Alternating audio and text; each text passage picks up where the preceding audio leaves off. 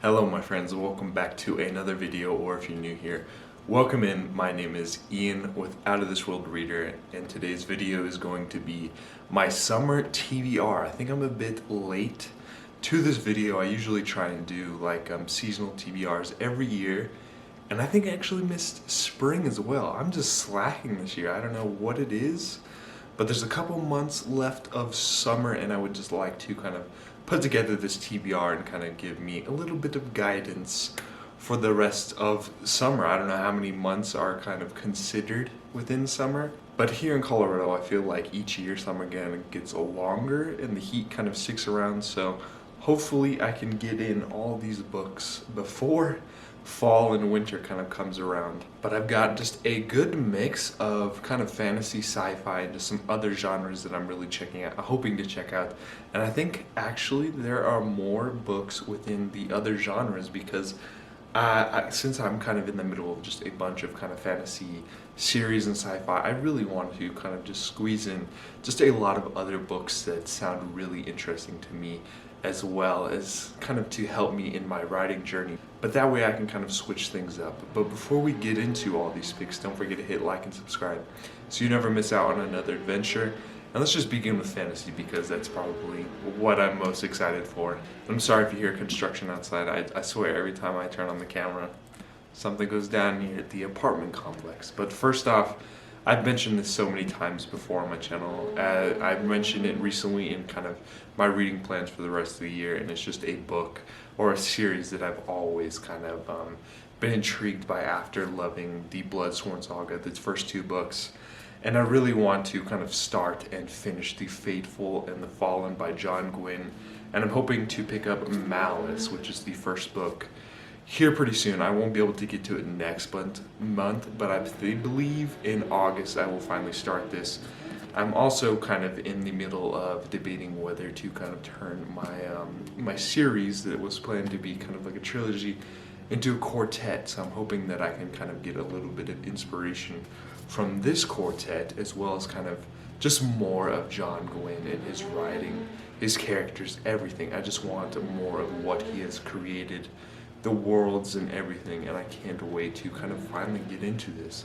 I've heard a lot of praise about this series, whether from kind of the characters and their development to kind of just the complex warfare and battles that are in here and the high stakes that kind of increase with each book. And I've been watching kind of quite a few different top 10 fantasy series of all time, and this one is on a lot of lists. And since I love the Bloodsworn Saga so much, those characters and the grittiness that's involved in there, I think that I will just love this just as much. Next up, we actually have a self-published fantasy standalone that came out quite a few years ago, and I feel like it gained a lot of hype then, and then it kind of dipped down. But now a lot more people are starting to pick it up, and I want to be one of those people. I've had it on my shelves for quite some time, and I'm hoping to pick up The Sword of Kygen by M.L. Wang actually next month if I can kind of squeeze it in. Since it's a standalone, I can just kind of get it, I can read it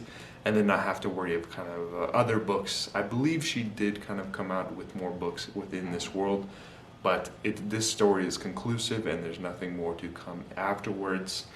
But I really want to kind of pick this up because of just the mother and son relationship that's in here. I feel like a lot of people praise their relationship the most, as well as kind of the magic system and the political intrigue and just the mother in general, and how she used to be kind of this fierce warrior, and now she's kind of having to live to society's kind of ideals. And since she's a woman, she's not supposed to be a warrior in this society centered around kind of warfare, and how she's now having to kind of return to her past, I believe, and just seeing those changes, as well as kind of seeing her son kind of grow up. And I believe you get both of their perspectives, and I'm hoping that I will kind of enjoy their relationship, similar to kind of in the Bloodsworn Saga with Orca, and just her, like, I can't really say much without spoiling it, but just Orca in general and just her mission that she's kind of on.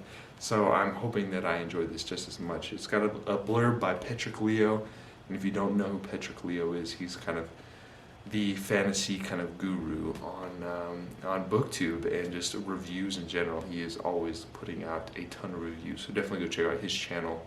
Another one that I'll actually be picking up next month, and I've been wanting to pick this up, this series, this first kind of trilogy within the realm of the Elderlings for some time now. And next month, I'll finally get to start it. And that first book is Assassin's Apprentice by Robin Hobb. I feel like everyone talks about Fitz and kind of the journey that Robin Hobb kind of puts him on, kind of tortures him, not so much like tortures him, but just puts him through some like tough times. And you as a reader are kind of gripped by just what he has to go through and what he has to face, his changes and just the development that he goes through this first book. And I believe there's another kind of trilogy that kind of ends off with Fitz, that you see him at an older age. And just all the books within the realm of the Elderlings sound so intriguing and sound right up my alley, and I can't wait to kind of get to those. I know like the Ship of Magic, those sound so cool. Like I know a lot of people don't like nautical stories, but I love the ocean and space, and anything taking place within those two realms, like that is something I need to read.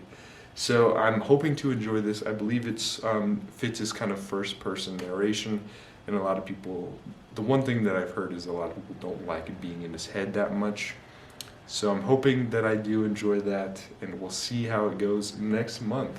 And the last fantasy is, I think, just another book that I'll be picking up next month. I don't know what it is about next month, but I feel like it's gonna be packed full of fantasy. And this one, it's been a long time coming for this one. And since I love the Sandman so much, those graphic novels and comics, and just Neil Gaiman's kind of writing in general, I felt like this and just all of his other kind of bibliography was just something that I would love. Sounds very similar to kind of Rick Riordan's kind of universe. Not so much like his characters in Greek mythology or anything like that, but just like his writing in general. I felt like really at home with the Sandman, even though it's a little bit darker. But next month, I'm hoping to pick up Stardust by Neil Gaiman. I know this has an adaptation, which I kind of heard mixed feelings about, but this one sounds so cool because it's like this impossible quest that this kid is on to find like this fallen star, I believe, and he kind of sets out, and then he discovers that the fallen star is not what he's kind of expected, and there's just a lot going on with this. And I don't know if this is his most popular work, but I don't know, it sounds right up my alley, and I can't wait to kind of dive into it and see how much I enjoyed as well. Fingers crossed that I'm hoping it, because all of his other works, as well as other novels and Neverwhere, Coraline, everything, they all sound so cool, and I'm just really hoping that I enjoy this so I can get into all those other ones. And I've only got 3 sci-fi picks here since I'm in the middle of The Expanse, and I'm also hoping to pick up the Sun Eater series by Christopher Rocchio. So I don't know, I only put on 3, and one of them is a series, so maybe if I do enjoy that, I can continue on with it. But this first one is by one of the GOATs within sci-fi and just fantasy in general, but just all authors in general. I feel like she is mentioned on just a lot of just all-time favorite lists, and just her bibliography is huge, expansive, kind of covering various genres. But this one I've had quite on my shelves for quite some time. I don't know what it is, what that says about me, but here I've got The Dispossessed by Ursula K. Le Guin. Harriet's Book Corner, she absolutely loves Le Guin's kind of bibliography. She's kind of, I believe over this last year, kind of just working her way through all of her books. So if you want to learn more about just this author in general and her opinions, definitely go check out her channel. I'll make sure to link a link in the description box down below. But I honestly have no idea what's going on with it, and I'm just going based off of Harriet's kind of opinions about Le Guin, and just Le Guin's kind of writing style, and just the praise that I've heard for her in general. Like, I believe the Wizard of the Earthsea trilogy is one that I really want to check out here pretty soon. But that's a kind of fantasy, and this one is one of her sci-fi works, and I'm hoping that I enjoy this so I can continue on with just the rest of the works that she has out. And the series that I mentioned is by an author that I'm really hoping that I enjoy this one so I can check out all of his. He comes out with like 2 or 3 books like a year. Like he's like Brandon Sanderson, but I feel like he's kind of underrated. I feel like just now people are starting to discover him, like me. But this one I have here is Children of Time by Adrian Tchaikovsky. And this is the first book, and I believe it's supposed to be a trilogy. I know there's only 2 books out right now, and I believe the second one just recently came out. But there's another sci-fi series that he has been kind of ongoing. It sounds so good as well. So I'm hoping that I enjoyed this one. This one is kind of centered around like humans have sent this kind of pod, this terraforming kind of machine to this planet or something like that.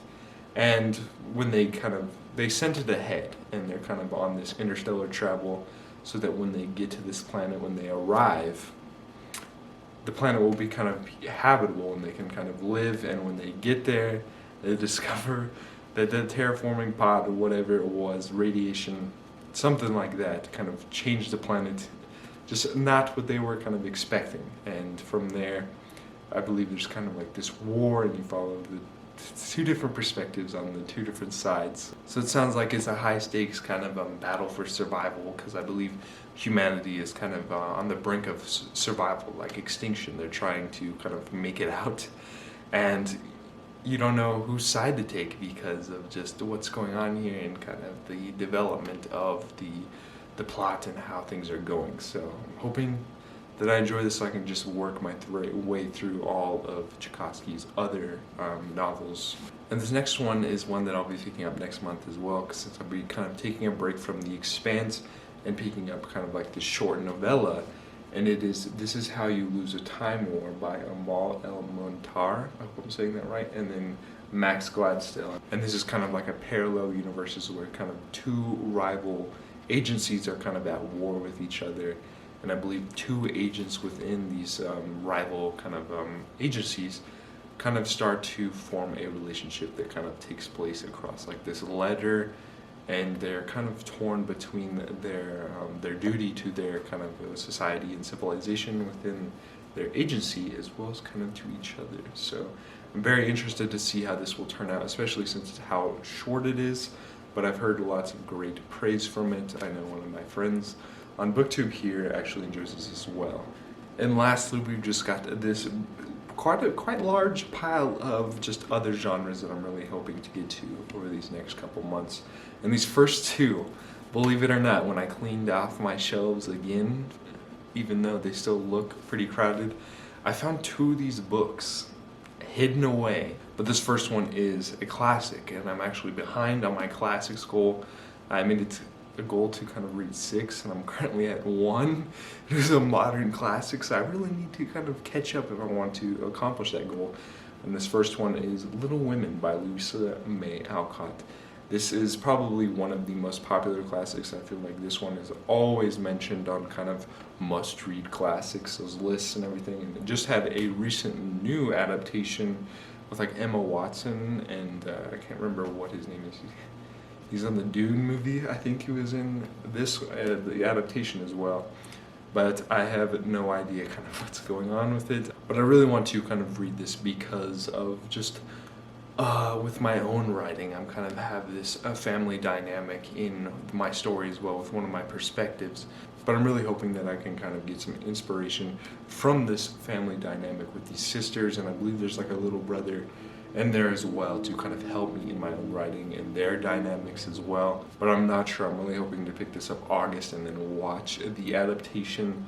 And I might do kind of like a review if you guys would be interested in seeing that kind of like the book to movie adaptation. I haven't heard much about the newer movie adaptation and kind of the reviews about that, but I know that a lot of people seem to enjoy this classic as well, so fingers crossed that I will as well. And then another one that was kind of hidden away in my shelves is a Pulitzer Prize winner, and it is by an author that I've always kind of wanted to check out more. It's Donna Tartt, kind of the author of The Secret History, which also sounds really interesting, but since I had this one on my shelves, I thought I'd start off with this one, and it is The Goldfinch. And this one is like a coming-of-age story following a young boy, I believe, who loses his mother, and he kind of sets out to kind of steal this art piece that I believe is kind of it was his and his mother's kind of favorite, and it just, you see him kind of deal with the grief and loss of his mother.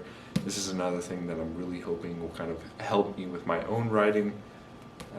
Can't say much else without kind of spoiling things within my story, but I'm hoping that Donna Tartt's kind of writing, I've heard great things about kind of like her dialogue and just her writing style in general. I haven't heard much great things about the Goldfinch. I feel like a lot of people do enjoy the Secret History more, but this one kind of sounded more interesting. Like I'm a fan of Dark Academia, but I feel like I'm like more of a fan of kind of like a coming of age story, and I'm not sure if there's a coming of age story in the Secret History as well, but I'm really hoping that I do enjoy this, and I'm hoping to kind of get some inspiration for my own writing as well.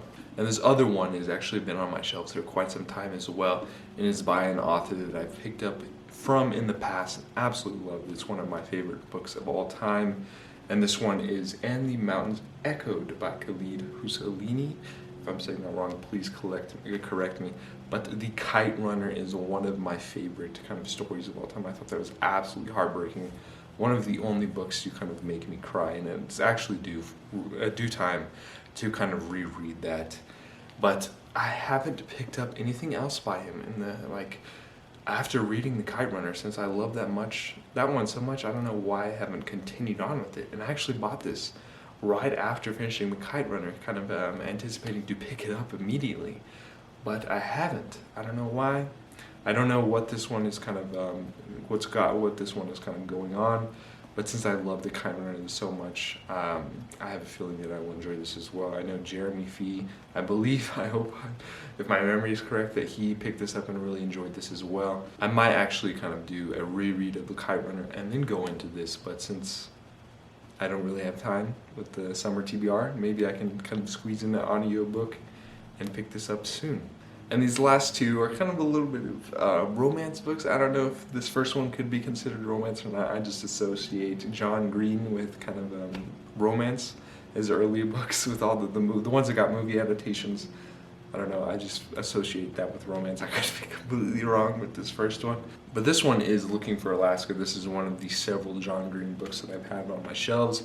And since it's a little bit shorter and I'm kind of hoping to pick up a lot of books and a lot of kind of adult fantasy that are the books, since this one's kind of shorter, I hope I can get this and squeeze it in. But no idea what's going on with it. I just know John Green is a very popular author, and I feel like all of his books are well praised. I know Paper Towns is another one that sounds interesting, and then I can't remember what the other one is off the top of my head that is really, really popular and that is also on my shelves. But since I'm also kind of hoping to put in like a little bit of slow burn romance in my novel, in my series, hopefully I can learn some things from these two books. I don't know how I could go into this and there'd be no romance at all. So I don't know, we'll see where it goes with Looking for Alaska. And this other one is an adult romance. I'm hoping I could be completely wrong and acting like an idiot on camera. That would be pretty embarrassing. But it is Me Before You.